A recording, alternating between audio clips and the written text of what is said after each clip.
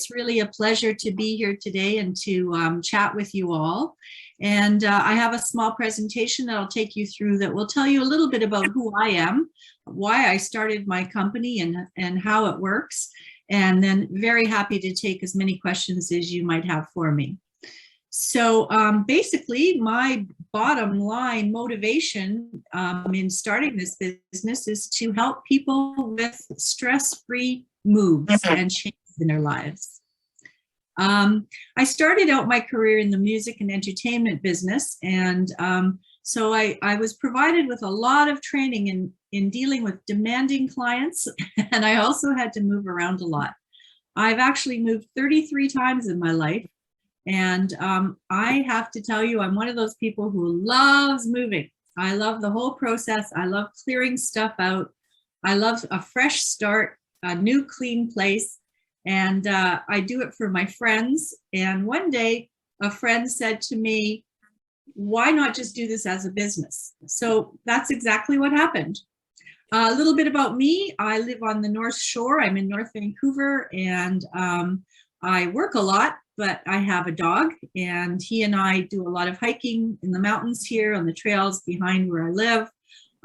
Love to curl up with a good book on a rainy day like we're having today. And yeah, so I'm very settled in North Vancouver, loving the Lower Mainland and loving this province after living in many places around the world.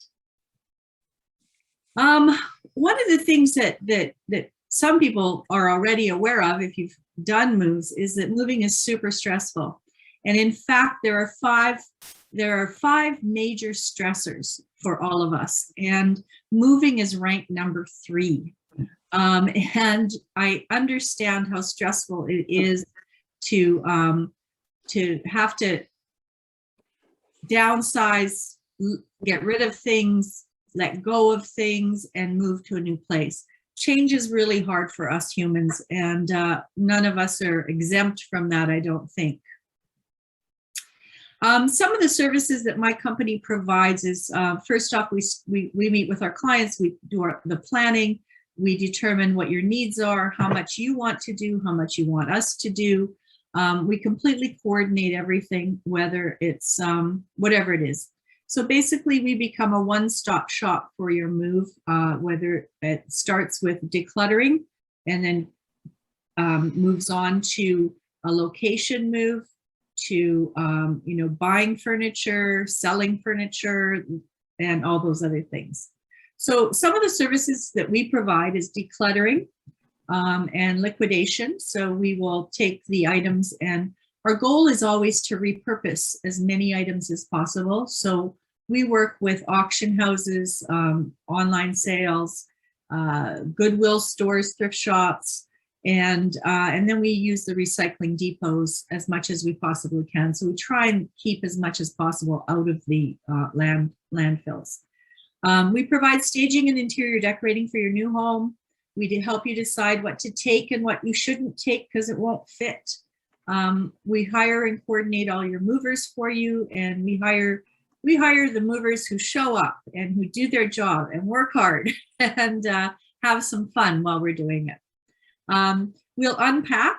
We'll make sure everything is clean and put away. We'll hire cleaners for you if you need it.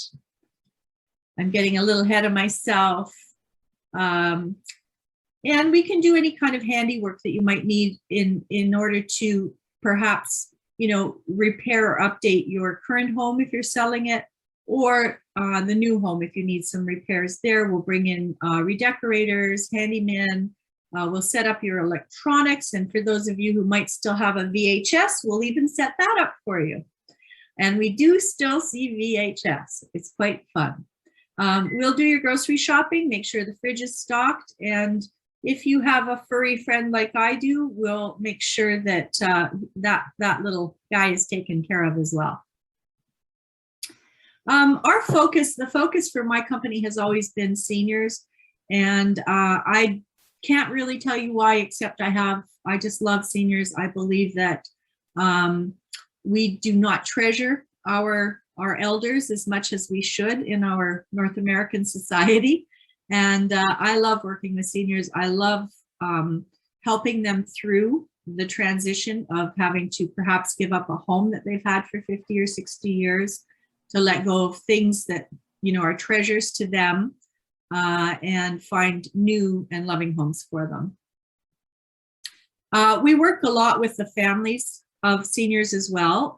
It's very stressful for them too to see mom or dad or auntie or uncle moving, leaving their home that they knew as children. So we work a lot with them as well.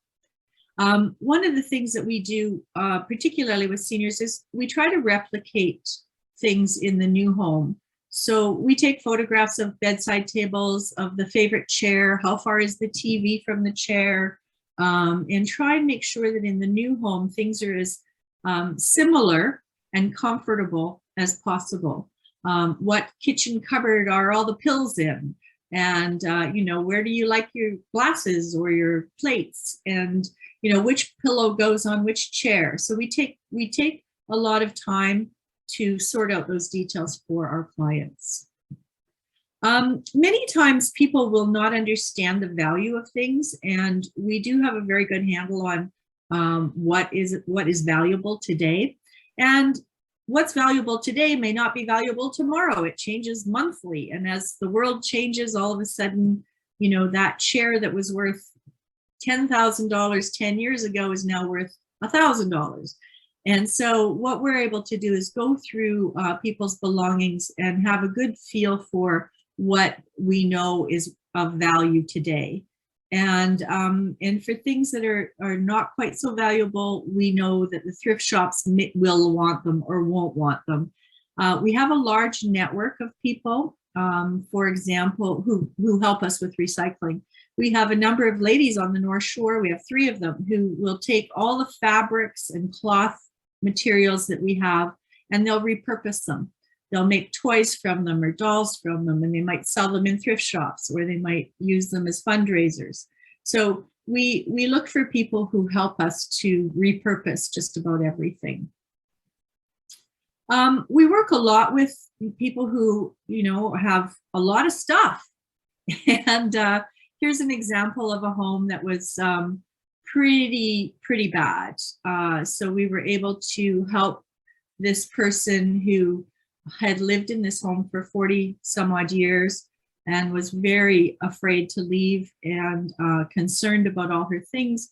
We were able to get her settled in a new, nice 2-bedroom independent living facility. And we were able to get her home ready for sale.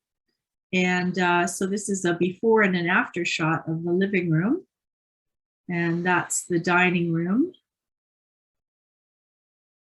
And I don't know how many of you might be interested in office moves, but we do complete office moves as well. And we do them typically small to mid-sized businesses. We can turn around in a weekend, get them moved, and have their tech all set up so they, you know, leave work Friday afternoon and come back Monday morning in a whole new place, but with the same old desk and the same old computer and all working.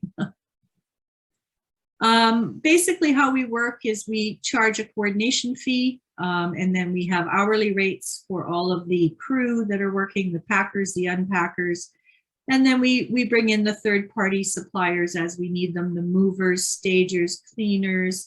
We'll help you find storage space if you want to keep things and, you know, keep them tucked away for a while.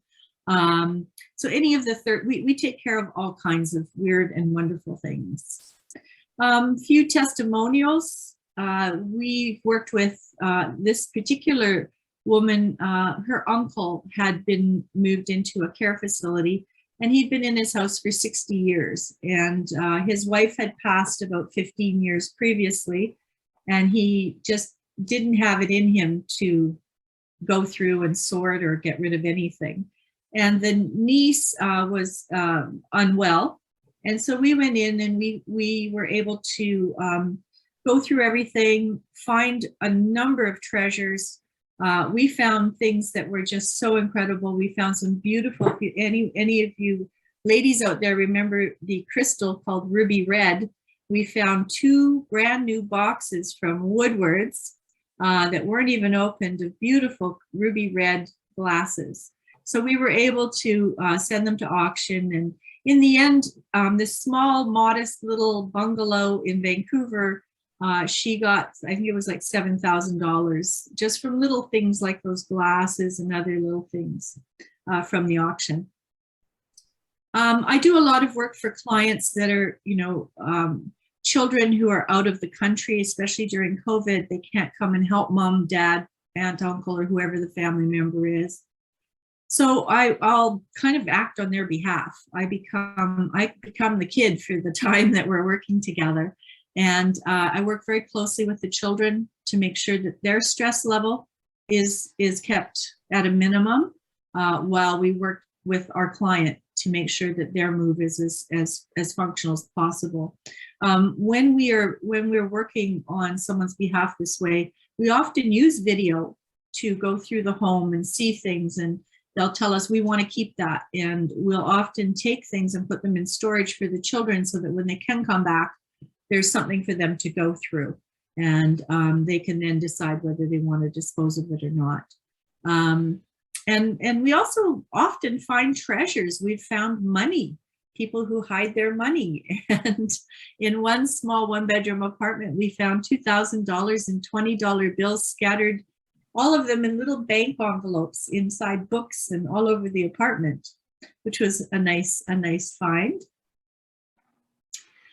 Some of the things we do is we've shipped cars. Maybe a Tesla to Mars will be up next, who knows?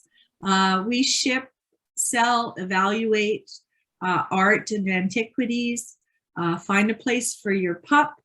We'll go through your spices and make sure that the old ones are gone, and that if you want new ones, we'll go buy those for you. All the things that we just never really get to. If you've got someone living in your basement, like a son or a daughter, we'll help them find a place to move to, and we'll move them. And basically what we do is we hold your hand through the entire move to make it as stress-free as possible, and we'll deal with whatever issues come up. Our experience gives us a lot of opportunity to fix a problem or to see a problem that might be coming and deal with it in advance.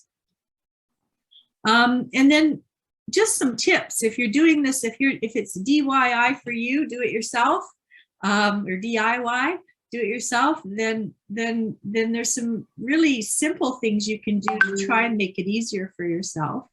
One of the things to keep in mind is that pretty well all of us are attached to our belongings. It's always helpful to have someone who's a little more objective working with you to help you decide what you should keep and what you should let go of. Sometimes just by coming in to a home, we can help motivate our client to start purging, and so finding a niece or a nephew who may not be interested in your stuff but interested in you and helping you get rid of it, or a friend. Basic rule of thumb with all declutterers and organizers is if you haven't used it, most of them say 1 year, but if you haven't used it in 2 years, it's definitely something you probably don't need. So that's something to think about as you're downsizing and getting rid of things. One easy way to do this is to find space in your home. It could be one room or one corner, and create piles. So you'll have a Goodwill pile, a sell pile, a recycle pile, and maybe a rubbish pile, or you'll have a maybe pile. You'll say, I'm not sure if I want to keep this or not, so let's just put that in that pile over there. Or you may divide them up by rooms, but start sorting that way. It makes it a little easier, especially if you're unsure. You've got your maybe pile. If you're looking for boxes have become super expensive. Packing material has become outrageously expensive. And right now, something that's happening is people are selling their moving boxes online. So you can go online and maybe buy someone's boxes who's just moved and save yourself a whole bunch of money. Something to remember if you live in an apartment building or a place with an elevator, you often have to reserve that elevator for your move day. So make sure you reserve that in advance. They're often jammed up, especially at the end of the month. And movers are outrageously busy right now too, so you'll want to book your mover as soon as you can. And if you're booking your mover on your own, keep in mind that the cheapest isn't always going to be the cheapest. There are a lot of hidden costs that movers will throw onto your bill at the end. And if anyone has questions about that, I'll be happy to answer them at the end of the presentation. Another tip is that as you're packing, don't seal every single box, because you're going to then move a chair or a sofa or a bed, and you're going to go, oh yeah, look at that stuff under there. And you're going to want a box that's still open so you can pack it in there. So keep a few boxes open right to the end of your move. Something we do is we usually have a final box for each of the rooms. It's labeled final box, and we just leave it open, and all the things we find at the end we throw in there.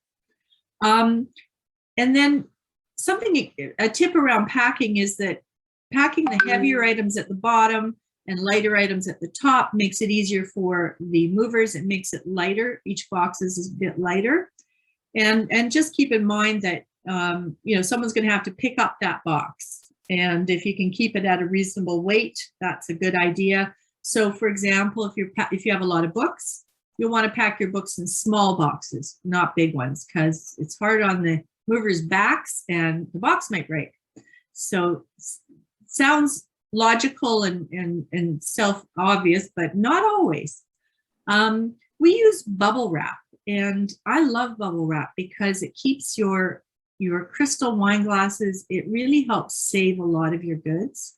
I don't use it on everything, but if it's something really super special, then I definitely use it. Your puppy, your kitty, they may get anxious. They tend to recognize the change is coming.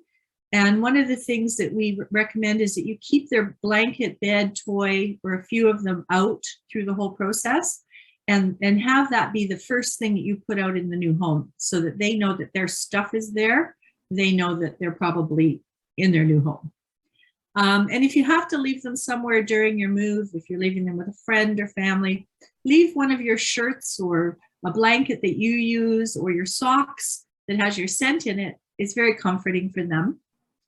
And I think the number one thing, if you're doing it on your own or with family, is to be kind, especially to yourself, but also to your loved ones, because it's hard on them as well. And just keep in mind that it is the number 3 stressor of all 5 top stressors, and give yourself, a bit of a break. And that is my presentation. Thank you, Judie. I see we have a first question from Tonya. It says, I'm trying to get a friend with good taste to come over and help me cull my closet. Do you have good taste? Is that something you can do? Yes, I do. I have very good taste. I also work with a lot of professionals who do nothing but decluttering and closet organizing. So if I'm not your girl, I can definitely find someone for you. Anyone else has a question? Does anyone else have a question? I have a question. So when you start like the decluttering process, but like when you give advice. So let's say if I wanted to move from a large house to a small condo, which I had to do, what do you start with? Do you start with books? Do you start with clothes? Do you make a plan of what you want to keep? Like, how do you start thinking about it? Okay, so I'm going to even step back further, because a lot of my clients haven't even sold their houses yet. Yeah. So first step will be to get a realtor and determine where are you going, when are you going, and then take a look at, how are we going to stage your house for sale. So that would be in my world usually step 1. And we work with a number of realtors and let our clients choose the ones they like best, but at least we know we can trust them. So then once you know where you're going and you have a footprint and you understand, what kind of space you're moving to, you just kind of you have to do a lot of measuring, get the room measurements, measure your furniture, decide what you want to take, what do you love, and see if you can take all the things you love. And there's no particular room, but a suggestion is if you think about the whole space, it's overwhelming.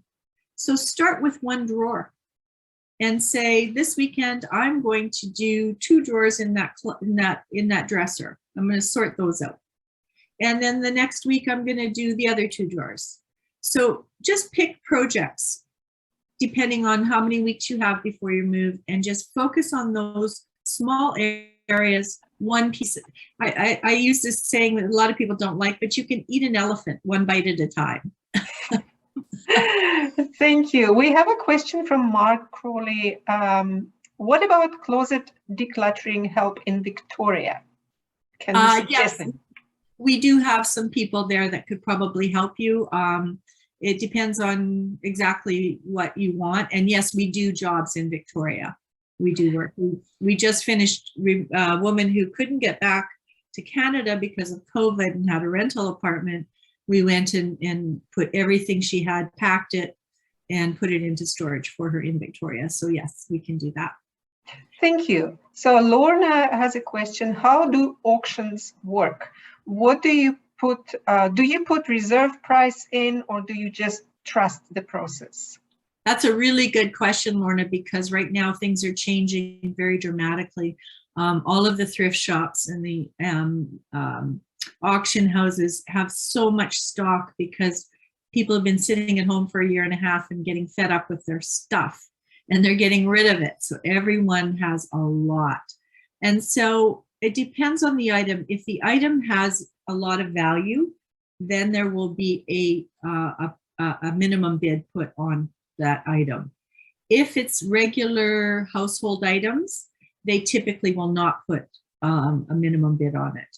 There's a newish company called Max Sold, and they do not do any reserve bidding, pricing. It's a bit of a long process that they use, and they charge a fee plus 30% commission on anything that is sold through them. Auction houses typically will charge just the commission of 30%. And so they're motivated. They're motivated to get as much as they can for your goods because they're working solely on commission. Thank you. So Douglas has 2 questions. Do you have contacts plus or do work in Victoria, which you said yes, and do you do estate decluttering? Yes, we clear estates all the time. And so we work with a lot of wills and estates companies who will refer us because somebody, has to have their house completely liquidated. So we'll go in and we'll work with the entire house to clear it, and then we'll have the cleaners come in and any kind of work that needs to be done, we'll coordinate that as well. Typically, estate decluttering is, I'm assuming, if I'm reading the question correctly, that the house is going to be sold. So we would work with the realtor to do that. Thank you. So a question from Tom. In the current market where a house sells in 2 days, at least in Souk, is staging required? That's typically a question for your realtor who will know your particular market. In my opinion, absolutely not, but it does need to be clean and it does need to be at least tidy. People get an impression when they walk in the door. And if it's a hoarder's home, for example, they won't even walk in, they'll just walk right out again. So I think staging, probably not, but neat and tidy and clean, absolutely always. My opinion, I'm not a realtor. Are there any more questions? Do we have any more questions? No? Definitely not, because we still have lots of time. So no question is a silly question. No, so, that's true. I sometimes, when I moved, I didn't do the measuring, and I brought large furniture from South Africa, and it couldn't go through the door. So I know. So from Ellen, ideas on sorting, keeping university essays and notes. Oh, Ellen, I just worked with a woman who had done her PhD and worked at a major university as a professor. And boy, oh boy, did she have a lot of notes. So I understand. I think, you know what, it's a tough one. You can have it digitized, and there are ways to do that. They basically photograph everything, but quite honestly, it gets a bit cost prohibitive if you have a lot. My suggestion is that you keep what is near and dear to your heart and let the rest go. Thank you. What are the, sorry, from Gordon, what were those moving hidden costs to be aware of? There will be surcharges. Just watch for that word, surcharge.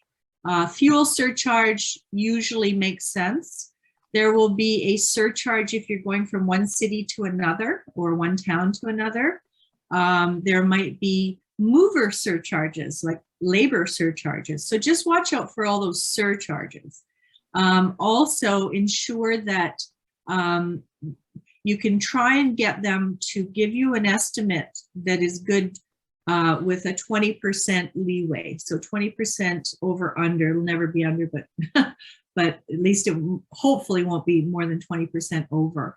I think that, you know, most people have a good sense of people, and you need to trust your mover. You need to have a sense that they know what they're doing. And I'll tell you, it's a hard one because there are some really great moving companies out there and some really, really bad ones. So I think look online, look for reviews, make sure that people who have reviewed them positively, not negatively. If you're not savvy on that end of things technically, get someone to do it for you. And usually, if you just simply Google your moving company Victoria, you'll find the top 3 are advertisers, and you can't really go wrong there. But the one thing about moving is that it's not an art and it's not a science. It's complicated. And you pack as well as you can and you do everything you can. But in my experience, there's always something that goes wrong. And so you have to kind of walk the walk and hope for the best a little bit. Thank you. A question from Teresa. Do you offer a course specifically decluttering for us who are not ready to move yet, but want to make it easier for all concerned when we do make the big move? I don't do a course. That's not my specialty. I'm not a very good teacher. I don't think. But there are many courses online. Maria Kondo, which everybody must know about. There's a lot of courses online, YouTube. And I think maybe if we ever get over COVID, we'll have probably some classes and night classes in schools and universities around this, because it's certainly a hot topic. Thank you. A tip from Gabrielle. A tip. I just did a major reno, and one suggestion. Put a tape listing the contents of a box on top of the box and on the side. Absolutely, absolutely. When you work with us, we have 4x6 labels, and we put that on the side. It's got the room name, and then it's got what the contents are inside the box from that room. And in complicated moves, we even use color coding. So you can use sticky notes. Blue is your living room, red is your kitchen, or however you want to do it. We also use painter's tape a lot. So if you're going through your house and you want to identify things, painter's tape is reasonably safe. It doesn't take the finish off of anything. And you can write with a marker on it. So that's a really good tip, and absolutely that's how we work. From Dave and Laura, do you have anything to advise for people that live in the north, in the rural areas? I'm not sure what the question is here. Does that mean, is there anybody to help you in that area? I guess it depends on where you are. If you want, please feel free to call me or email me, and I'd be happy to dig a little deeper on that question for you. Thank you. Where can we get rid of books right now? The public library can't have its usual annual book sale because of COVID. Oh, this breaks my heart because I'm a book fiend. I grew up in a library almost. Sadly, the only place now that will take books, and they're very selective, are the Goodwill stores. For the most part, books are being recycled because, of course, a lot of people are reading on electronic gadgets. So it's unfortunate that unless they even, I've even seen some books that are signed by the authors and they were just not worth anything. Auction houses won't take them. Selling them online takes a long time. You have to find the exact right customer. Thank you. From Rob, do you have contacts in Prince George? I do. Excellent. So would it be all right to give your email address so people can ask you these very specific questions? Absolutely. Thank you. James, you missed the slides. We will share them after the presentation, so don't worry about that. From Caro, my friend is closing his upholstery business. Who are the lady in North Van who could make use of this material, and how does he contact them? I will take some of the material because when I don't work for TB Vets, I'm a textile artist. Nice. Nice. Anna will be sending you some of this stuff. And if Anna doesn't want it all, you can reach out to me and we'll make sure that it gets taken care of. Thank you. From Ellen, what about my locker full of Christmas decorations?